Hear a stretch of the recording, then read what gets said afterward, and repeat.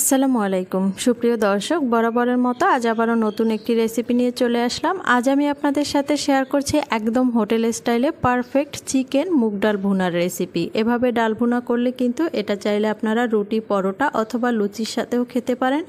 এটা খেতে হয়েছে অসাধারণ। একবার রান্না করলে এটা রান্না করা এত বেশি সহজ আর খেতেও যে এত বেশি মজার, বারবার রান্না করতে মন চাইবে। আশা করছি আজকের রেসিপিও আপনাদের ভালো লাগবে। তো আর কথা না বাড়িয়ে চলুন মূল রেসিপি দেখে নেওয়া যাক। মুগ ডাল রান্না করার জন্য প্রথমে আমি ডালগুলোকে ভেজে নেব। এর জন্য চুলায় প্যান বসিয়ে এখানে আমি হাফ কাপ পরিমাণ ডাল দিয়েছি, আপনারা চাইলে বেশি কমও নিতে পারেন। আমি মুগ ডাল দিয়ে ডালটাকে অনবরত নেড়েচেড়ে ভেজে নিচ্ছি আর চুলার আঁচ এ পর্যায়ে মিডিয়াম লোতে থাকতে হবে।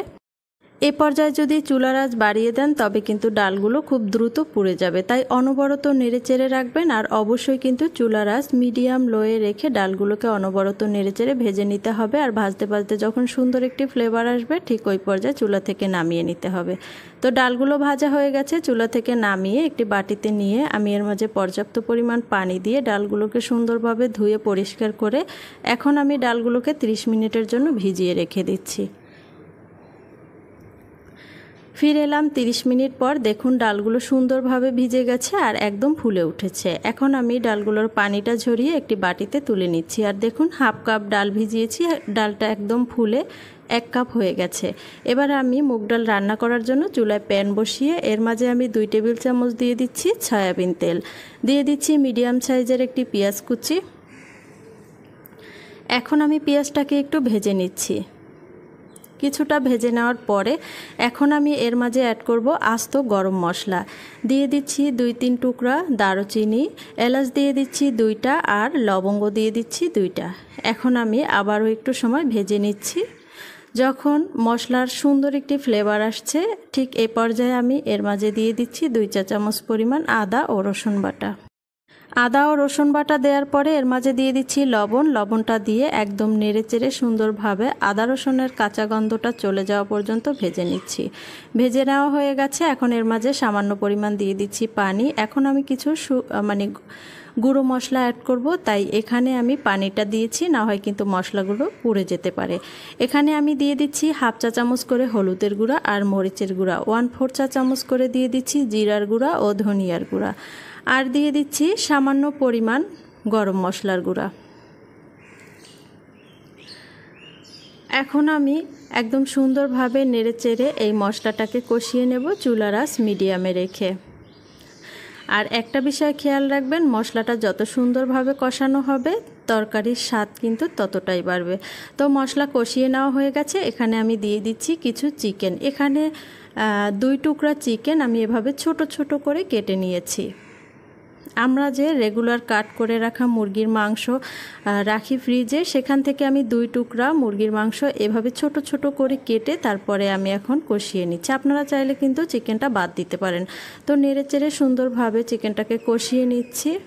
কিছুটা নেড়েচেড়ে নেওয়ার পরে ঢাকনা দিয়ে ঢেকে আমি 5 মিনিট জাল করে নিচ্ছি। 5 মিনিট পরে ফিরে এলাম। আমি আবারও একটু নেড়েচেড়ে নিচ্ছি। এখন আমি এর মাঝে দিয়ে দিচ্ছি হাফ কাপ পরিমাণ পানি। পানিটা দিয়ে আমি একটু নেড়েচেড়ে ঢাকনা দিয়ে ঢেকে রান্না করব, যাতে মাংসটা সিদ্ধ হয়ে যায়। যেহেতু মুরগির মাংস তাই এটা সিদ্ধ হতে কিন্তু খুব বেশি সময় লাগবে না।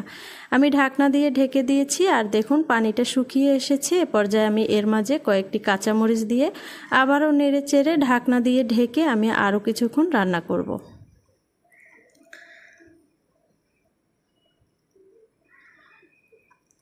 তো কিছুক্ষণ আমি ঢাকনা দিয়ে ঢেকে রান্না করেছি আর দেখুন ঝোলটা শুকিয়ে গেছে আর তেলটা উপরে চলে এসেছে। আমি নেড়েচেড়ে এখন আমি এর মাঝে দিয়ে দেব সেই রেডি করে রাখা ডাল। আমি যে ডালগুলোকে ধুয়ে পরিষ্কার করে রেখেছিলাম সেই ডাল দিয়ে দেব। তো সবগুলো ডাল কিন্তু দিয়ে দিয়েছি। এখন আমি এই ডালগুলোকে সুন্দরভাবে নেড়ে একদম ভেজে নেব। যত সুন্দরভাবে ডালগুলোকে কষিয়ে নেবেন এই ডালটা খেতে কিন্তু তত বেশি মজা হয়। তো দেখতেই পাচ্ছেন অনবরত নেড়েচেড়ে আমি কষিয়ে নিয়েছি। আর একটা বিষয় খেয়াল রাখবেন, যাতে পোড়া না লাগে, তখন কিন্তু ডালটা খেতে একদমই ভালো লাগবে না। এখন আমি এর মাঝে 1.5 কাপ পরিমাণ ফুটন্ত গরম পানি দিয়েছি। আর ফুটন্ত গরম পানি যে কোনো তরকারিতে দিলেই তরকারিটা খেতে কিন্তু বেশ ভালো লাগে। তো চুলার আঁচ মিডিয়ামে রেখে এখন আমি ডাল রান্না করে নিয়েছি আর দেখুন ডাল কিন্তু রান্না করা হয়ে গেছে। এই ডালটা রান্না করতে খুব বেশি সময় লাগে না। এবার আমি ফোড়ন দিয়ে নেব। এর জন্য চুলায় একটি প্যান বসিয়ে দিয়েছি আর এখানে 3 টেবিল চামচ পরিমাণ তেল দিয়েছি, 2টা শুকনো মরিচ, হাফ চা চামচ দিয়েছি আস্ত জিরা। এখন আমি ভেজে নিচ্ছি একটু। কিছুটা ভেজে নেওয়ার পরে এখন এর মাঝে আমি মিডিয়াম সাইজের একটি পেঁয়াজ কুচি দিয়ে সুন্দরভাবে ভেজে নিচ্ছি। একদম ব্রাউন কালার করে ভেজে নিতে হবে। আস্ত জিরাটা দিলে কি হয় কি, এটা থেকে দারুণ ফ্লেভার আসে। ভেজে নেওয়া হয়ে গেছে। এবার আমি রান্না করে রাখা এই ডালের মাঝে দিয়ে দিচ্ছি।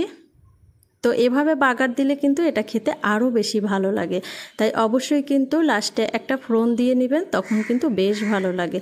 তো নেড়ে চেড়ে এখন আমি এর মাঝে দিয়ে দিচ্ছি গরম মশলার গুঁড়া, দিয়ে আমি আবারও নেড়েচেড়ে নিয়েছি। নেড়েচেড়ে এখন আমি চুলা থেকে নামিয়ে আপনাদের পরিবেশন করে দেখিয়ে দিচ্ছি। এরকম ঘনত্ব থাকতেই কিন্তু চুলা থেকে নামিয়ে নিতে হবে। আর দেখুন মাশাআল্লাহ, এটা দেখতে কতটা লোভনীয় হয়েছে আর খেতে কিন্তু অসম্ভব মজার হয়েছে। রুটি, পরোটা, লুচি অথবা চাইলে ভাতের সাথেও খেতে পারেন।